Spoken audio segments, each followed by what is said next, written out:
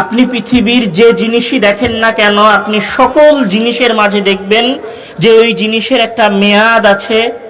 মেয়াদ শেষ হয়ে যাওয়ার পরে ওই জিনিসের কোনো মূল্য থাকে না। মেয়াদ শেষ হয়ে যাওয়ার পরে সেটাকে মেয়াদ উত্তীর্ণ বা মৃত জিনিস হিসেবে ঘোষণা করা হয়। পৃথিবীর এমন কোনো কিছু নাই যেটার মেয়াদ নাই। আপনি একটা গাছ লাগিয়েছেন, গাছটা 50 বছর, 60 বছর, 100 বছর বাঁচতে পারে, 150 বছরের মাথায় ওই গাছটাকে কেটে ফেলা হয়। একটা গাছ 300 বছরও বাঁচতে পারে, 500 বছরও বাঁচতে পারে, তারপরে সেই গাছটার মেয়াদ শেষ হয়ে যায়। পৃথিবীতে একদম পৃথিবীর সূচনা লগ্ন থেকে কোনো গাছ আছে বিষয়টা এরকম না। তো পৃথিবীর নিয়ম হচ্ছে এখানে যা আছে তার মেয়াদ একদিন শেষ হয়ে যায়। এই সকল কিছুর মেয়াদ শেষ হয়ে যাওয়াটা আমাকে আপনাকে আসলে কি বলে যায়? সকল কিছুর মেয়াদ শেষ হয়ে যাওয়াটা আমাকে আপনাকে এটা বলে যায় যে তুমি যেই রক্তে মাংসে গড়া মানুষ, তুমি যেই চামড়া এবং হাড্ডিতে গড়া মানুষ, তোমার এই মানুষ, এই নফস, এই শ্বাস প্রশ্বাসেরও একটা কি আছে? মেয়াদ আছে। আপনার গেঞ্জির মেয়াদ 2 বছর, আপনার মোবাইলের মেয়াদ 5 বছর, আপনার গাড়ির মেয়াদ 20 বছর, আর আপনার মেয়াদ সর্বোচ্চ 70 বছর, 80 বছর, 100 বছর, সর্বোচ্চ 150 বছর। আমার মনে হয় না যে আজকের এই মাহফিলে 150 বছরের কোনো মানুষ আছে। আমার এটাও মনে হয় না যে আজকের এই মাহফিলে 100 বছরের কোনো মানুষ আছে। আপনার হাতের ওই মোবাইল এবং আপনার গায়ের ওই গেঞ্জি এবং আপনার নিজের মাঝে আসলে কোনোই পার্থক্য নেই। শুধু পার্থক্য এতটুকু, আপনার গেঞ্জির মেয়াদ 2 বছর আর আপনার মেয়াদ 50, 60, 70 বছর। তার মধ্যে আপনার জীবনের 30%, কারো 50%, কারো 70% অতিবাহিত হয়ে গেছে, অল্প কিছু সময় বাকি আছে।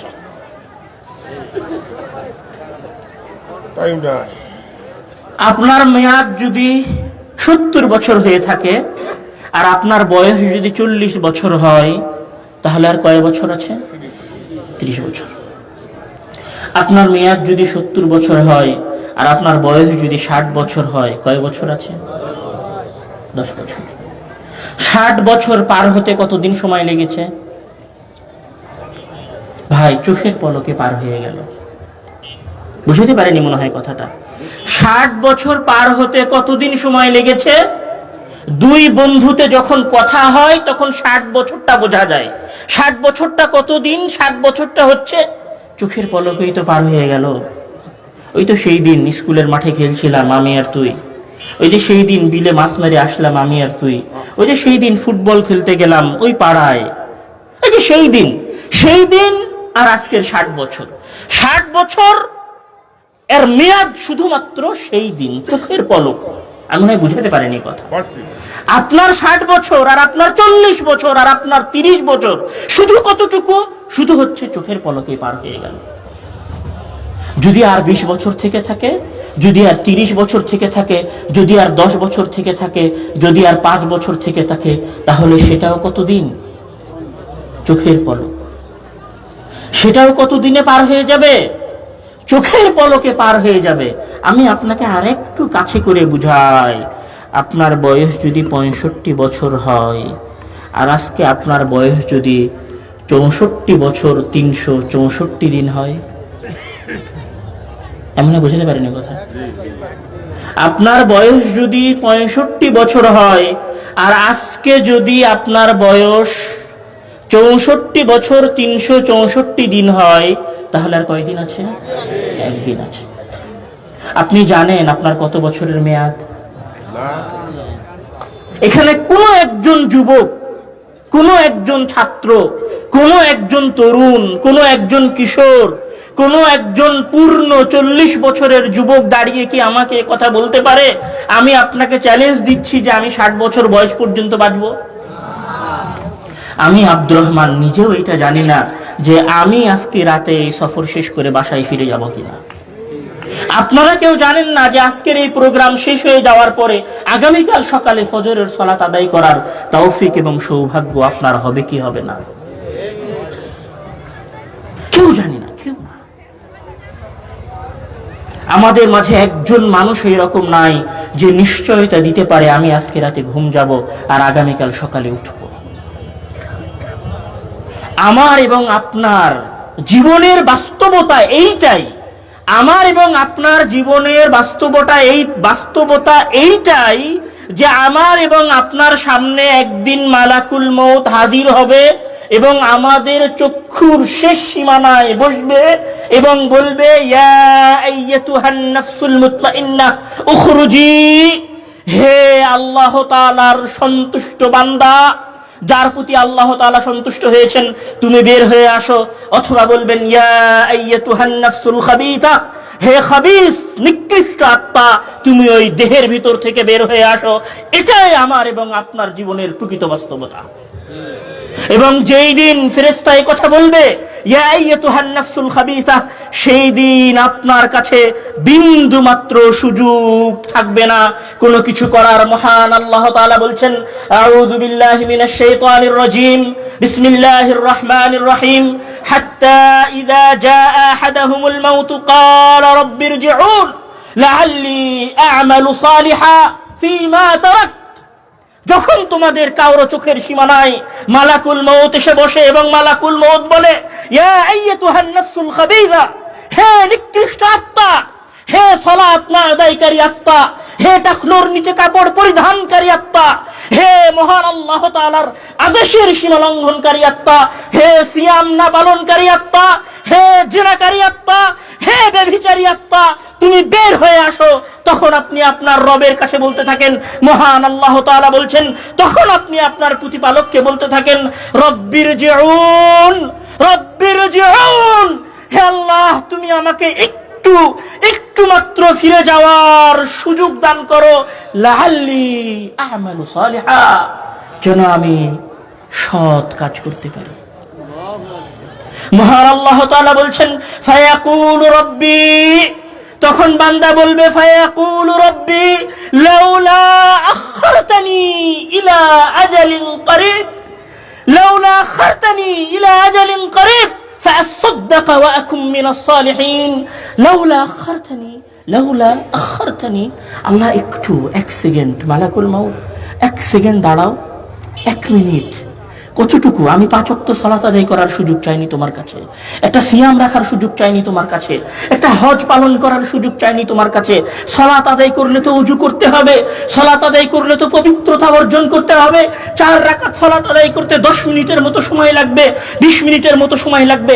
আমি তোমার কাছে সালাত আদায় করার সময়টুকুও চাচ্ছি না, আমি শুধু চাচ্ছি ফাআসাদদাকা ওয়া আকুম মিনাস সালিহিন, আমার পকেটে হাত দিব আর পকেট থেকে 10 টাকা বের করে একটু আল্লাহর পথে দান করে দিব, শুধু এতটুকু সময় আমাকে দাও। ওয়া আকুম মিনাস সালিহিন, একটা দানের মাধ্যমে যেন আমি সৎ কর্মশীল বান্দা হিসেবে পরিণত হতে পারি। একটা দানের সুযোগ, একটা দান করতে কতক্ষণ সময় লাগে? এই যে 5 মিনিট আগে আপনারা দান করছিলেন, এই দানটুকু করতে কতটুকু সময় লেগেছে আপনাদের? পকেটে হাত দিয়েছেন, 10 টাকা 100 টাকার নোটের মধ্যে থেকে বের করে 10 টাকার নোটটা চট করে দিয়ে দিয়েছেন। আপনি আল্লাহ তাআলার কাছে শুধুমাত্র একটা দান করার সুযোগ চাইবেন, তখন মহান আল্লাহ তাআলা বলবেন, কাল্লা কাল্লা ইন্নাহা কালিমাতুন হুয়া কাইলুহা, কখনো নয়, আমি তাকে 1 সেকেন্ড সময় দিতে পারি না, কেননা আমি তাকে 70 বছরের সময় দিয়েছিলাম, কেননা আমি তাকে 40 বছরের সময় দিয়েছিলাম, আমি তাকে 50 বছরের সময় দিয়েছিলাম, আমি তাকে 60 বছরের সময় দিয়েছিলাম। আজকে সে শুধু এই কথাটুকু বলছে, তার সামনে মৃত্যু উপস্থিত হয়েছে, এই কারণে কালিমাতুন হুয়া কাইলুহা, এটা শুধু বলার কথা, তাই সে বলছে। এই কথার সাথে তার হৃদয়ের কোনো কানেকশন নাই। আমি যদি তাকে ছাড় দেই, ছাড় পাওয়া মাত্রই সে আবার খারাপ কাজে লিপ্ত হবে। এটাই হচ্ছে আমার এবং আপনার জীবনের প্রকৃত বাস্তবতা।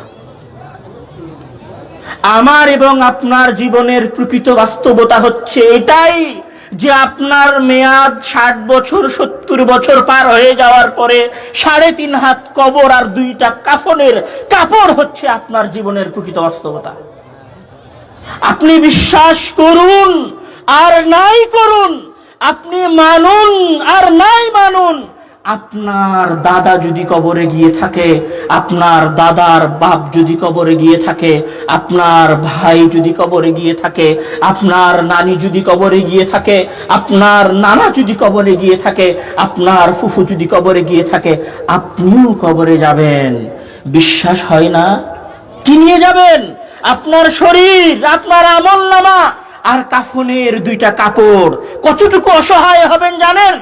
আপনার খাটিয়ার উপরে রাখা চাদরটা আপনাকে কবরে নামানোর পরে মাটি দেওয়া শেষ হয়ে গেলে আপনার সন্তান খাটিয়ার উপর থেকে ওই চাদরটাও খুলে ভাঁজ করে বগলের তলে করে বাসায় চলে যাবে। আপনি বুঝতে পারেননি আপনার অসহায়ত্ব, আপনি বুঝতে পারেননি আপনার জীবনের শেষ ঠিকানা, আপনি বুঝতে পারেননি আপনার জীবনের প্রকৃত বাস্তবতা, প্রকৃত তিক্ত সত্য কথা। আমার এবং আপনার জীবনের প্রকৃত তিক্ত সত্য কথা হচ্ছে মৃত্যু। আমার এবং আপনার জীবনের প্রকৃত তিক্ত সত্য কথা হচ্ছে কবর। আর আমার এবং আপনার জীবনের দ্বিতীয় তিক্ত সত্য কথা হচ্ছে আমি এবং আপনি এই দীর্ঘ 40 এবং 50 বছরে যা কিছু করেছি, আমি এবং আপনি এই দীর্ঘ 40-50 বছরে যা কিছু করেছি, যা কিছু করেছি, যা কিছু করেছি, তার সকল কিছুই একদিন আপনার সামনে উপস্থাপন করা হবে। আপনার জীবনের দুইটা বাস্তবতা। এক, যে আপনার জীবনের একটা মেয়াদ আছে, মৃত্যু আপনার দরবারে আসবে, আপনি কবরে যাবেন।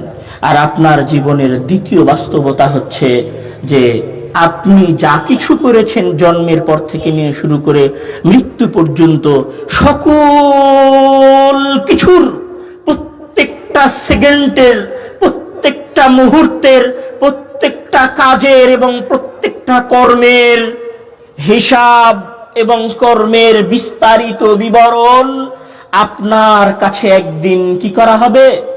পেশ করা হবে। মহান আল্লাহ তাআলা সেই দিনের সম্পর্কে বলছেন, ইয়া আইয়ুহান নাসুত্তাকু রাব্বাকুম আন্না যালযালাতাস সাআতি শাইউন আযীম ইয়াওমা তারাউনাহা তাযহালু কুল্লু মুরদিআতিন আম্মা আরদাআত ওয়া তাদাউ কুল্লু যাতি হামলিন হামলাহা ওয়া তারান নাসা সুকারা ওয়া মা হুম বিসুকারা ওয়ালাকিন্না আযাবাল্লাহি শাদীদ। মহান আল্লাহ তাআলা ওই ভয়ঙ্কর দিন সম্পর্কে বলছেন, যেই দিন আমার এবং আপনার সকলের সকল কাজের হিসাব পেশ করা হবে। মহান আল্লাহ তাআলা বলছেন সেই ভয়ঙ্কর দিন শুরু হবে জালজালাতুস সাআহ, জমিনকে ভূমিকম্প সৃষ্টি করার মাধ্যমে, জমিনে ভূমিকম্প সৃষ্টি করার মাধ্যমে এমন ভূমিকম্প সৃষ্টি হবে, এমন ভয়ঙ্কর পরিবেশ সৃষ্টি হবে যে তাযহালু কুল্লু মুরদিআতিন আম্মা আরদাআত, একজন গর্ভধারিণী মহিলা, একজন গর্ভধারিণী মহিলা তার 9-10 মাস 10 দিন পেটে ধারণ করা যত্নের, ভালোবাসার, প্রাণের প্রিয় সন্তানকে জন্ম দিয়ে দিবে। তাজহাল, এমন ভাবে জন্ম দিয়ে দিবে যে সে নিজেও বুঝতে পারবে না তার সন্তান জন্মগ্রহণ করে ফেলেছে। তাহলে পরিবেশ কতটা ভয়ঙ্কর হবে, পরিবেশ কতটা ভয়ানক হবে, পরিবেশ কতটা ভয়ঙ্কর হবে যে একজন মানুষ তার সন্তানকে জন্ম দিয়ে দিবে, একজন মহিলা তার সন্তানকে জন্ম দিয়ে দিবে, কিন্তু সেই মহিলা বুঝতে পারবে না যে সে তার সন্তানকে জন্ম দিয়েছে। সেই দিন এত ভয়ঙ্কর হবে যে মহান আল্লাহ তাআলা এই যে সূর্য সৃষ্টি করেছেন, এই যে চন্দ্র সৃষ্টি করেছেন, এই যে আসমান সৃষ্টি করেছেন, পাহাড় সৃষ্টি করেছেন, এই সকল কিছুকে মহান আল্লাহ তাআলা শুধুমাত্র সৃষ্টি করে রেখেছেন কিয়ামতের ভয়ঙ্কর পরিবেশ দেখানোর জন্য। কিভাবে? মহান আল্লাহ তাআলা বলছেন, ইদাস সামাউ শাক্কাত, এটি হচ্ছে এমন একটা দিন যেই দিন তোমাদের মাথার উপরের এই আসমান যে আসমানে তোমরা রকেট নিয়েও যেতে পারো না, যে আসমানে তোমরা হাইপারসনিক বিমান নিয়েও যেতে পারো না, যে আসমানে তোমরা তোমাদের সবচেয়ে দ্রুত গতির রকেট নিয়েও যেতে পারো না। ইদাং শাক্কাত, যেই দিন ওই দিন আসবে সেই দিন আমি এই আসমানকে দ্বিখণ্ডিত করে দিব।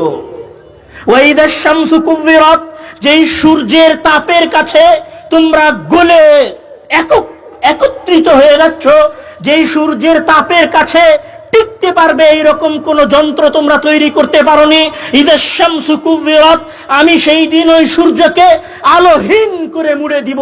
ওয়া ইদাল কাওয়াকিবু ইনতাসারাত, আর আমি তোমরা যে তারকা দেখছো, যে চন্দ্র দেখছো, যে আরো গ্রহ নক্ষত্র দেখছো, এই গ্রহ নক্ষত্রগুলোকে আমি ছিন্ন বিচ্ছিন্ন করে দিব। আর ওই যে তোমরা হিমালয় পর্বত দেখছো, ইয়াসআলুনাকা আনিল জিবাল, তারা তোমাদেরকে হিমালয় পর্বত সম্পর্কে জিজ্ঞাসা করে, আপনি বলে দিন ফাকুল ইয়ানসিফুহা রাব্বি নাসফা। আর ওই দিন এত ভয়ঙ্কর হবে যে আল্লাহ ওই দিনের ভয়ঙ্কর দৃশ্য বোঝানোর জন্য আসমানকে চূর্ণ বিচূর্ণ করে দিবেন, সূর্যকে আলোহীন করে দিবেন, চন্দ্র তারকা গ্রহ রাজিকে ছিন্ন বিচ্ছিন্ন করে দিবেন। ইয়ানসিফুহা রাব্বি নাসফা, এবং পাহাড়গুলোকে আরেকটা পাহাড়ের সাথে এত জোরে ধাক্কা দিবেন, ফায়াদারুহা কান সাফসাফা ওয়া তাকুনুল জিবালু কালইহনিল মানফুশ, আর পাহাড়গুলো ধুলিত পশমের নাই উড়তে থাকবে। লা তারা ফিহা ইওয়াজান ওয়ালা আমতা, এমন ভাবে পাহাড়গুলোকে বাড়ি দিয়ে ধুলায় ধূসরিত করে সমান করে দিবে যে তোমরা কেউ এই জমিনের কোথাও উঁচু নিচু কোনো কিছু দেখতে পাবে না। আসমান চৌচির্ণ হয়ে যাবে, সূর্য আলোহীন হয়ে যাবে, তারকাগুলো ছিন্ন বিচ্ছিন্ন হয়ে যাবে, পাহাড়গুলো ধুলায় ধূসরিত হয়ে মাটিতে মিলিয়ে যাবে। যখন এই রকম পরিবেশ চলবে তখন আমরা কি করব? ইয়াউমা ইয়াখরুজুনা মিনাল আজদাসি সিরাআন কাআন্নাহুম ইলা নুসবিন ইউফিদুন আইনামা তাকুনু ইয়াতি বিকুমুল্লাহু জামিআ ইন্নাল্লাহা আলা কুল্লি শাইইন কাদির। এই রকম ভয়ঙ্কর একদিনে, এই রকম ভয়ঙ্কর এক পরিবেশের মধ্যে মহান আল্লাহ তাআলা আপনার মরে যাওয়া দাদা, আপনার মরে যাওয়া নানি, আপনার মরে যাওয়া ভাই, আপনার মরে যাওয়া গ্রামের চেয়ারম্যান, আপনার গ্রামের মরে যাওয়া জালিম মেম্বার, আপনার অঞ্চলের মেয়র, আপনার অঞ্চলের এমপি, আপনার অঞ্চলের মন্ত্রী, সবাইকে ইয়াখরুজুনা মিনাল আজদাস, কবরের ভেতর থেকে বের করবেন। মহান আল্লাহ তাআলা বলছেন আইনামা তাকুনু ইয়াতি বিকুমুল্লাহু জামিআ। যে ব্যক্তি আটলান্টিক মহাসাগরে টাইটানিক জাহাজের ডুবে যাওয়ার সাথে ডুবে গেছে, আমি তাকেও বের করে নিয়ে আসব। যে আগুনে পুড়ে ছাই হয়ে গেছে, আমি তাকেও বের করে নিয়ে আসব। যাকে সন্ত্রাসীরা হত্যা করে পদ্মার চরে পায়ে শিকল বেঁধে ডুবিয়ে দিয়েছে, আমি তাকেও বের করে নিয়ে আসব। যাকে হত্যা করার পরে কেমিক্যাল দিয়ে তার হাড় গলিয়ে ফেলা হয়েছে, আমি তাকেও সেই দিন কিয়ামতের দিন ইয়াতি বিকুমুল্লাহু জামিআ, সেই দিন বের করে নিয়ে আসব। সেই দিন আমরা কিভাবে বের হব? মহান আল্লাহ তাআলা বলছেন ইন কুল্লু মান ফিস সামাওয়াতি ওয়াল আরদি ইল্লা আতির রহমানি আবদা লাকাদ আহসাহুম ওয়া আ'আদ্দাহুম আ'দ্দা ওয়া কুল্লুহুম ইয়াতি ইয়াওমাল কিয়ামাতি ফারদা। আর সেই দিন সকল মানুষেরা কিয়ামতের দিন থেকে নিয়ে পৃথিবীর সৃষ্টি থেকে নিয়ে শুরু করে কিয়ামত পর্যন্ত যত মানুষ কবরের মধ্যে গেছে, আর যত মানুষ পানিতে ডুবে মারা গেছে, আর যত মানুষ আগুনে পুড়ে গেছে, তাদের সকলকে আমি বের করে নিয়ে আসব। তারা মহান আল্লাহ তাআলার কাছে আসবে আবদান, দাস হয়ে, গোলাম হয়ে, চাকর হয়ে। আপনি বিশ্বাস করেন আর নাই করেন, ওই ভয়ঙ্কর দিনে আমি আব্দুর রহমান, আমার ওখানে লেখা আছে যে প্রধান অতিথি Abdur Razzak bin Yusuf, chairman Islamic Research Foundation, প্রতিষ্ঠাতা আল জামিয়া সালাফিয়া। আপনি বিশ্বাস করুন ওই কিয়ামতের দিন শায়েখ আব্দুর রাজ্জাক বিন ইউসুফ থেকে নিয়ে শুরু করে, শায়েখ মতিউর রহমান মাদানী থেকে নিয়ে শুরু করে, ইমাম নাসিরউদ্দিন আলবানী রাহিমাহুল্লাহ থেকে নিয়ে শুরু করে, ইমাম আহমদ ইবনে হাম্বল রাহিমাহুল্লাহ থেকে নিয়ে শুরু করে, ডোনাল্ড ট্রাম্প থেকে নিয়ে শুরু করে, বারাক ওবামা থেকে নিয়ে শুরু করে, ফেরাউন থেকে শুরু করে প্রত্যেক মানুষ কিয়ামতের দিন হাজির হবে আবদান, শুধুমাত্র গোলাম এবং দাস হিসেবে। কারো আলাদা কোনো পরিচয় থাকবে না সেই দিন। কারো নামের আগে প্রধান উপদেষ্টা থাকবে না সেই দিন, কারো নামের আগে শায়েখ থাকবে না সেই দিন, কারো নামের শেষে আব্দুর রহমান বিন আব্দুর রাজ্জাক থাকবে না সেই দিন। সকলের পরিচয় হবে দাস। লাকাদ আহসাহুম ওয়া আদ্দাহুম আদ্দা, আর আমি তাদের সকলকে একটা একটা করে গুনবো। ওয়া কুল্লুহুম আতিহি ইয়াউমাল কিয়ামাতি ফারদা, আর কিয়ামতের দিন সকল মানুষ একা একা আসবে। কেউ বলবে না যে এটা আমার আওয়ামী লীগের ভাই, কেউ বলবে না এটা আমার ছাত্র দলের ভাই, কেউ বলবে না এটা আমার শিবিরের ভাই, কেউ বলবে না এটা আমার আহলে হাদিস যুব সংঘের ভাই, কেউ বলবে না এটা জমিয়তে আহলে হাদিসের ভাই। সবাই সেই দিন মহান আল্লাহ তাআলার কাছে আসবে গোলাম হয়ে এবং দাস হয়ে। রাসূল সাল্লাল্লাহু আলাইহি ওয়াসাল্লাম বলছেন, ইয়াহশুরুন নাসু ইয়াউমাল কিয়ামাতি হুফাতান উরাতান গরলা। এত নিকৃষ্ট দাস হবে, এত ছোট দাস হবে, এত হীনমন্য দাস হবে যে সেই দিন আব্দুর রহমানের গায়েও কোনো পোশাক থাকবে না, একদম উলঙ্গ। হুফাতান উরাতান, আজকে পায়ে মোজা আছে সেই দিন পায়ে মোজা থাকবে না, আজকে জুতা আছে সেই দিন জুতা থাকবে না। খালি পায়ে, খালি শরীরে, উলঙ্গ অবস্থায় মহান আল্লাহ তাআলার সামনে মানুষ উপস্থিত হবে। এই রকম একটা ভয়ঙ্কর অবস্থা চলবে। মানুষ বুঝতে পারবে যে আজকে আমার বিচারের দিন। কিভাবে বুঝতে পারবে? মানুষ দেখবে যে তার ভাই, ইয়াউমা ইয়াফিরুল মারউ মিন আখিহি ওয়া উম্মিহি ওয়া আবি, মানুষ দেখবে যে তার ভাই তাকে ছেড়ে পালিয়ে যাচ্ছে, তার বোন তাকে ছেড়ে পালিয়ে যাচ্ছে, তার মা তাকে দেখে পালিয়ে যাচ্ছে, তার বাবা তাকে দেখে পালিয়ে যাচ্ছে। এই রকম একটা পরিবেশ দেখার পরে মানুষ বুঝতে পারবে কবরের ভেতর থেকে উঠার পরে যে আমি তো আজকে কিয়ামতের দিন উপস্থিত হয়েছি। সেই দিন মানুষ দেখবে যে তার সূর্যটা ধ্বংস করার পরে মহান আল্লাহ তাআলা তাকে আবার সৃষ্টি করেছেন। সূর্যটা মাত্র 1 মিল দূরত্বে আছে, আর ওই সূর্যের তাপে শরীর থেকে ঘাম বেয়ে যত দূর পাপ তত দূর পর্যন্ত শরীরের ঘাম। যদি পাপ হয় টাখনু পর্যন্ত, তাহলে টাখনু পর্যন্ত ঘামে ডুবে থাকবে। যদি পাপ হয় হাঁটু পর্যন্ত, তাহলে হাঁটু পর্যন্ত ঘামের মধ্যে ডুবে থাকবে। মানুষ বুঝতে পারছে এবার যে আমি যে একটা মেয়ের সাথে ফোনে কথা বলেছিলাম ওইটার হিসাবও আজকে হবে। মানুষ বুঝতে পারবে যে আমি নেতা হয়ে যে 1 টাকা আত্মসাৎ করেছিলাম সেই 1 টাকার হিসাবও আজকে হবে। মানুষ বুঝতে পারবে যে আমার যত পাওয়ার ছিল, যত লকব ছিল, যত ক্ষমতা ছিল সব আজকে শেষ হয়ে গেছে।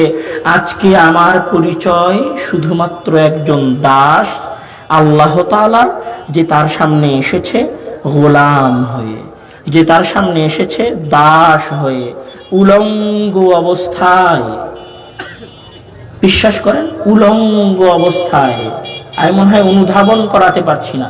উলঙ্গ অবস্থায় মহান আল্লাহ তাআলার কাছে উপস্থিত হবেন। এইরকম ভয়ঙ্কর পরিবেশ চলতে থাকবে। আর সেই দিনের বয়স হবে তা'রুজুল মালাইকাতু ওয়ার রূহু ইলাইহি ফি ইয়াউমিন কানা মিকদারুহু 50 আলফ সানাহ। আর এই দিনের মেয়াদ হবে 50,000 বছরের সমান। এই 50,000 বছর আপনি দিক বিদিক ছুটে বেড়াবেন, কিছু বুঝতে পারবেন না। মাথায় টেনশন আছে যে আমার হিসাব হবে। উলঙ্গ অবস্থায় আছেন, আপনার ভাই, আপনার বোন, আপনার দল, আপনার নেতা, আপনার চাচা, আপনার চাচি, আপনার বাপ, আপনার বোন, আপনার খালা, আপনার খালু, আপনার মামা, আপনার মামি, আপনি সবাইকে চিনতে পারবেন, কিন্তু কেউ সেই দিন আপনার পাশে দাঁড়াবে না। আপনি যখন এইরকম পরিবেশ দেখবেন, তখন দুশ্চিন্তা অনেক বেশি হয়ে গেছে। তখন এবার মানুষেরা নিজেরা আলোচনা করবে যে চলো কারো কাছে যাই শাফাত করার জন্য। তখন মানুষেরা আলোচনা করবে এবং বলবে যে চলো সবার আগে আদম আলাইহিস সালামের কাছে যাই। তখন মানুষ আদম আলাইহিস সালামের কাছে আসবে। কেন আসবে? কেননা 50,000 বছর হয়ে গেছে, মানুষ দিক বিদিক হয়ে ঘুরে বেড়াচ্ছে। ওই যে আমল করেছে, এই যে দুনিয়ায় কাজ করছেন, এই যে 1 সেকেন্ড বসে আছেন, এই 1 সেকেন্ডের এখন হিসাব শুরু হয়নি, হিসাব হতে হবে। হিসাব না হওয়া পর্যন্ত তো মাথা কাজ করছে না, হিসাব না হওয়া পর্যন্ত টেনশন কাজ করছে, হিসাব না হওয়া পর্যন্ত বিচলিত হয়ে ঘুরে বেড়াচ্ছে। তাহলে কি করতে হবে? হিসাব শুরু করাতে হবে। তো হিসাব শুরু করানোর জন্য কার কাছে যেতে হবে? সবার আগে যাবে মানুষ আদম আলাইহিস সালামের কাছে। আদম আলাইহিস সালামের কাছে গিয়ে বলবে ফায়াকুলুনা আনতা আবুল বাশার খালাকাকাল্লাহু বিয়াদিহি ওয়া নাফাখা ফীকা মির রূহি। হে আদম, আনতা আবুল বাশার, আপনি আমাদের লক্ষ লক্ষ মানুষের পিতা। খালাকাকাল্লাহু বিয়াদিহি, আল্লাহ তাআলা তো আপনাকে নিজের 2 হাতে সৃষ্টি করেছেন।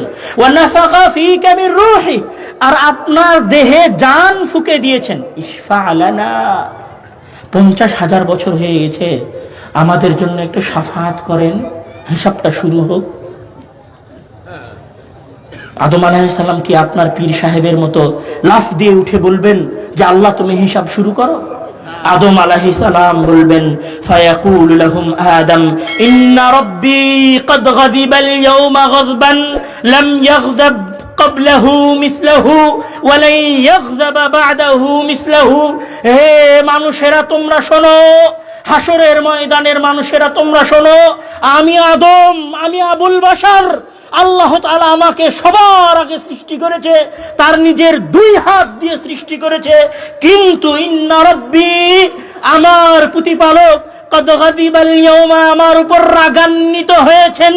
লাম ইয়াগযাব ক্বাবলাহু মিসলাহু, ইতিপূর্বে তিনি কোনোদিন এত রাগান্বিত হননি। ওয়া লা ইয়াগযাবা বা'দাহু মিসলাহু, আর আজকের দিনের পরে তিনি কোনোদিন এত রাগান্বিত হবেন না। আমি আমার প্রতিপালকের রাগের ভয়ে আছি। নফসি নফসি নফসি, আমি আমার নিজেকে নিয়ে চিন্তিত আছি। কে বলবে? আদম আলাইহিস সালাম বলবে। তখন আদম আলাইহিস সালাম কি বলবে? যাও তোমরা প্রথম নবীর কাছে যাও। তখন মানুষেরা নূহ আলাইহিস সালামের কাছে আসবে এবং বলবে ইয়া নূহ আনতা আউয়ালুর রাসূল ইলা আহলিল আরদ ওয়াকাদ সাম্মাকা আল্লাহু আবদান শাকুরা। হে নূহ, তোমাকে আল্লাহ তাআলা আবদান শাকুরা বলেছে, তোমাকে সর্বপ্রথম রাসূল হিসেবে প্রেরণ করেছে। ইশফা লানা, আমাদের জন্য শাফাত করেন। তখন নূহ আলাইহিস সালাম একই কথা বলবেন, আমার প্রতিপালক আজকে আমার উপর রাগান্বিত হয়েছেন, এমন রাগান্বিত তিনি ইতিপূর্বে হননি। ওয়ালা ইয়াগযাবা বা'দাহু মিসলাহু, আর এরপরে তিনি কোনোদিন এমন রাগান্বিত হবেন না। আমি নূহ আউয়ালুর রাসূল, প্রথম নবী।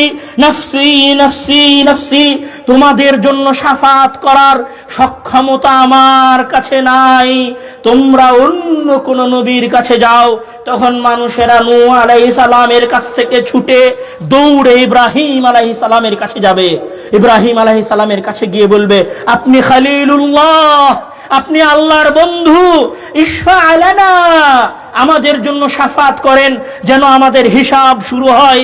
ইব্রাহিম আলাইহিস সালাম একই কথা বলবেন যে আমার প্রতিপালক আজকে আমার উপর রাগান্বিত হয়েছেন, আজকে আমি শাফাত করতে পারবো না। মানুষজন ওখান থেকে বের হয়ে মূসা আলাইহিস সালামের কাছে দৌড় দিবে। মূসা আলাইহিস সালামের কাছে গিয়ে বলবে আনতা কালিমুল্লাহ, আল্লাহ তাআলা আপনার সাথে কথা বলেছেন, আপনি আমাদের জন্য একটু আল্লাহর কাছে শাফাত করেন না, একটু শাফাত করেন। মূসা আলাইহিস সালাম বলবে নফসি নফসি, আমি আমার নিজেকে নিয়ে ব্যস্ততা আছি। মানুষ তখন যাবে ঈসা আলাইহিস সালামের কাছে। ঈসা আলাইহিস সালামের কাছে গিয়ে বলবে আনতা রূহুল্লাহ, আপনি হচ্ছেন রূহুল্লাহ, আল্লাহ নিজে আপনার নফসের জন্য ফুৎকার দিয়েছিলেন মারিয়াম আলাইহিস সালামের গর্ভে, আপনি তো ঈসা মাসীহুল্লাহ, আপনি ঈসা মাসীহুল্লাহ, আপনি আমাদের জন্য একটু শাফাত করেন। সেই দিন ঈসা আলাইহিস সালামও শাফাত করবে না, বলবেন নফসি নফসি, আমি আমার নিজেকে নিয়ে ব্যস্ত আছি, আমি আমার নিজেকে নিয়ে চিন্তিত আছি। সেই দিন এত ভয়ঙ্কর হবে, এত ভয়ঙ্কর হবে যে আদম আলাইহিস সালাম আবুল বাশার শাফাত করবেন না, নূহ আউয়ালুর রাসূল শাফাত করবেন না, ইব্রাহিম খলিলুল্লাহ শাফাত করবেন না, মূসা কালিমুল্লাহ শাফাত করবেন না, ঈসা মাসীহুল্লাহ শাফাত করবেন না। কেউ সেই দিন শাফাত করার সক্ষমতা রাখবে না।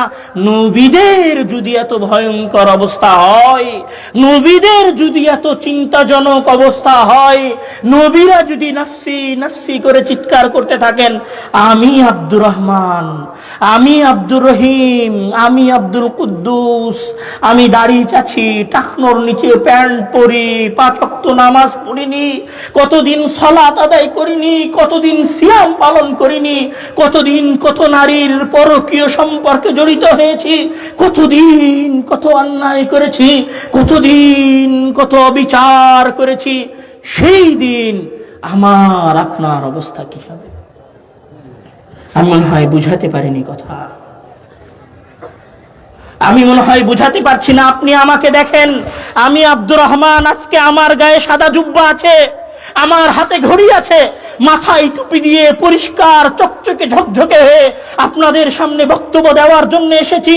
বিশ্বাস করেন, আল্লাহর কসম করে বলছি, আপনি বিশ্বাস করেন, আল্লাহর কসম করে বলছি, কিয়ামতের দিন আমি আব্দুর রহমান হুফাতাল উলঙ্গ অবস্থায় আল্লাহ তাআলার সামনে দাঁড়াবো। আপনি বিশ্বাস করেন, আপনারা প্রত্যেকেই সেই দিন ওই প্রতিপালকের সামনে হুফাতান হুরাতান উলঙ্গ অবস্থায়, জুতাহীন অবস্থায় নফসি নফসি নফসি করতে করতে উপস্থিত হবে। আর যেদিন আপনার এই ভয়ঙ্কর পরিবেশ হবে, যখন এইরকম ভয়ঙ্কর পরিবেশ চলবে, তখন মানুষ যাবে মুহাম্মদ সাল্লাল্লাহু আলাইহি ওয়াসাল্লামের কাছে, তখন মুহাম্মদ সাল্লাল্লাহু আলাইহি ওয়াসাল্লামকে গিয়ে বলবে, ইশফা লানা, হে মুহাম্মদ আপনি আমাদের জন্য শাফাত করেন। তখন মুহাম্মদ সাল্লাল্লাহু আলাইহি ওয়াসাল্লাম শাফাত করবে, বিচার শুরু হয়ে যাবে। ওয়াজা রাব্বুকা ওয়াল মালাকু সাফফান সাফফা, আর আল্লাহ তাআলা এবং ফেরেশতারা দলে দলে আসবে, আসমান থেকে নেমে আসবে। ওয়াজা রাব্বুক, আপনার প্রতিপালক আসবে, ওয়াল মালাকু সাফফান সাফফা, এবং ফেরেশতারা দলে দলে আসবে। এবার হিসাব শুরু হতে যাচ্ছে। মহান আল্লাহ তাআলা এসেছেন, ফেরেশতারা উপস্থিত হয়েছেন। 50,000 বছর পরে হিসাব শুরু হচ্ছে। মানুষ নিজের অসহায়ত্ব বুঝতে পেরেছে, মানুষ নিজের দুর্বলতা বুঝতে পেরেছে, এখনো অসহায়ত্ব শেষ হয়ে যায়নি। এবার আল্লাহ তাআলা বলবেন, এবার আল্লাহ তাআলা কি বলবেন? আল ইয়াউমা নাখতিমু আলা আফওয়াহিহিম ওয়া নুকাল্লিমুনা আইদিয়াহুম ওয়া তাশহাদু আরজুলুহুম বিমা কানু ইয়াকসিবুন। আল ইয়াউমা নাখতিমু আলা আফওয়াহিহিম ওয়া তুকাল্লিমুনা আইদিয়াহুম ওয়া তাশহাদু আরজুলুহুম বিমা কানু ইয়াকসিবুন। আল ইয়াউমা নাখতিমু আলা আফওয়াহিহিম। আমি আব্দুর রহমান আজকে কথা বলছি না, আপনি আপনার পাশের জনের সাথে কথা বলছিলেন না, এই পাশে দাঁড়িয়ে এই মানুষগুলো কথা বলছিল না, এই মানুষগুলো কথা বলছে আর মনে করছে আমি মনে হয় এই দুনিয়ার সবচেয়ে শক্তিশালী মানুষ। ওই পাশে থাকা, ওই বাজারে থাকা, ওই দোকানে থাকা মানুষগুলো মনে করছে আজকে আমরা 12টা পর্যন্ত আড্ডা দিচ্ছি, মানে আমার জীবনের কোনো শেষ নাই, আমি মনে হয় সবচেয়ে শক্তিশালী।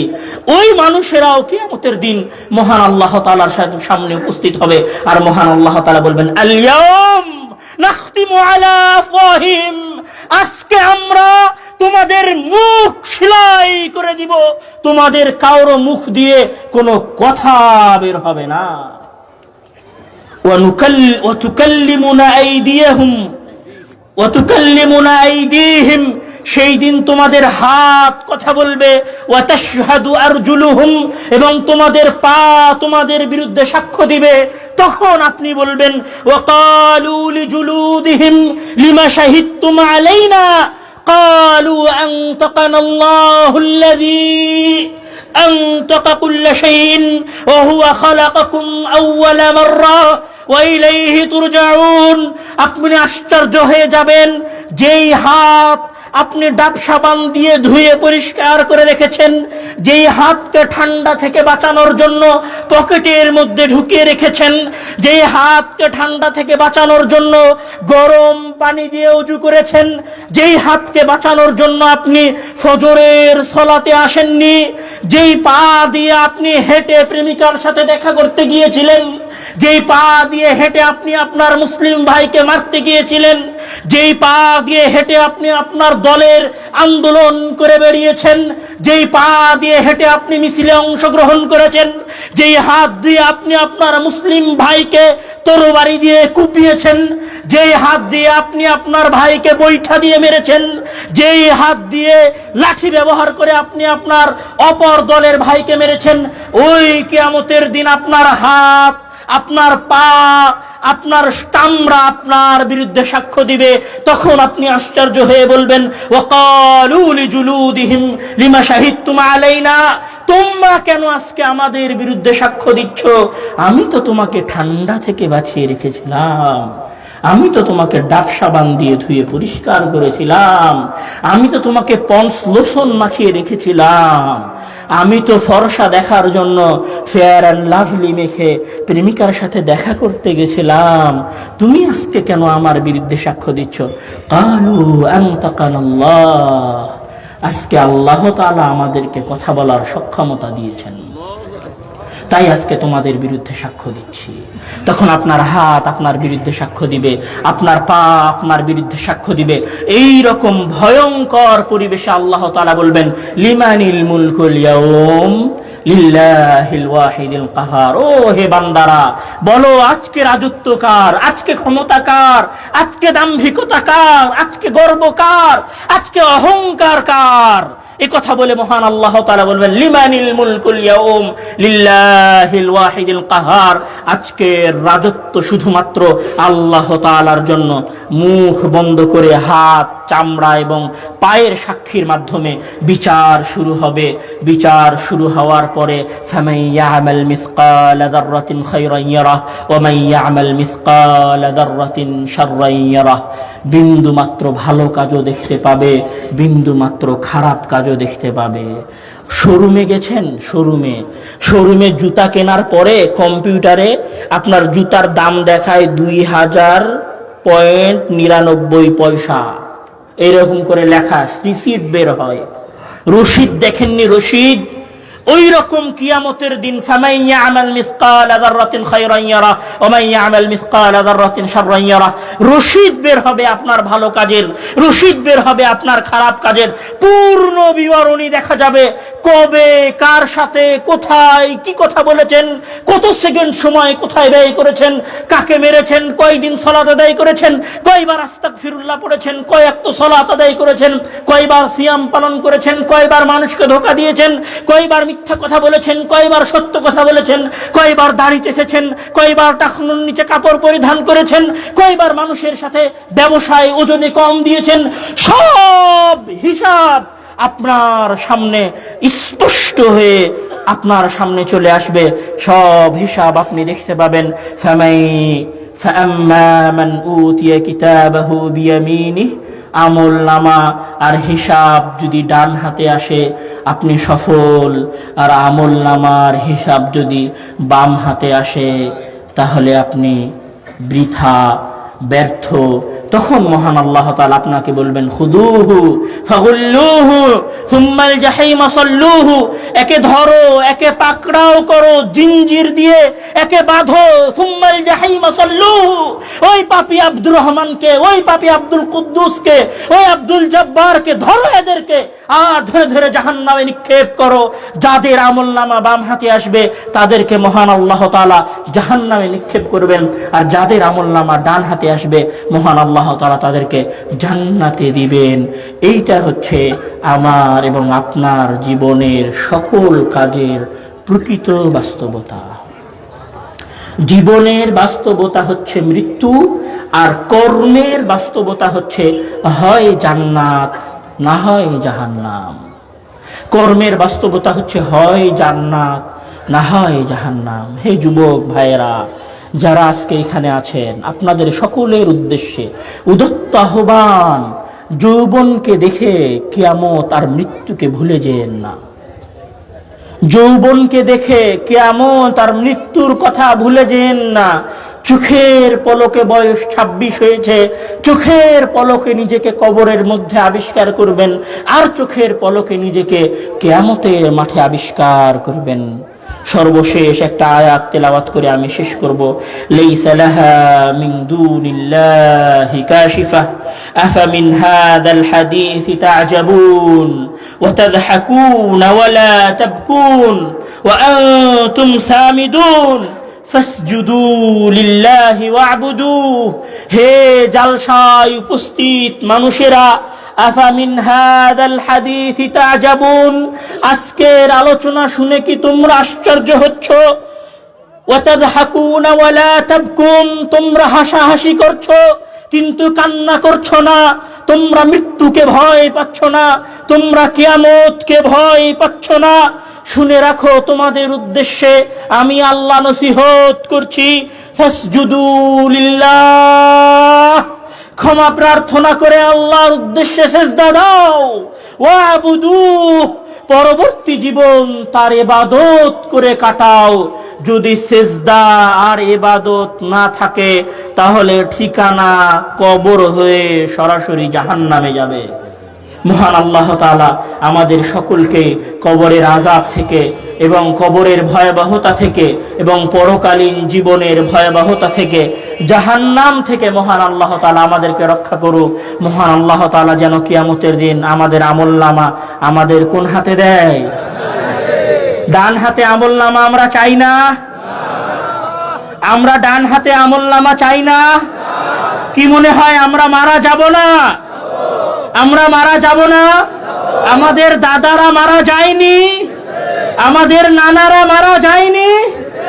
এমন কেউ কি আছি যে বলতে পারি আগামীকাল সকালের সূর্য উদয় আমি দেখতে পাবো? যদি এ কথা না বলতে পারি, তাহলে বাসায় ফিরে যাওয়ার আগে মসজিদে গিয়ে 2 রাকাত সালাত আদায় করে আল্লাহ তাআলার কাছে ক্ষমা প্রার্থনা করে নেবেন। আর পরবর্তী জীবন অন্তত 5 ওয়াক্ত সালাত আদায় করে কাটাবেন। পারবেন না? পারবেন না? ওয়াদাবদ্ধ তো যে 5 ওয়াক্ত সালাত আদায় করব ইনশাআল্লাহ। আল্লাহ তাআলা আমাদেরকে সেই তৌফিক দান করুক। আল্লাহুম্মা আমিন। ওয়া আখিরু দাওয়ানা আলহামদুলিল্লাহি রাব্বিল আলামিন।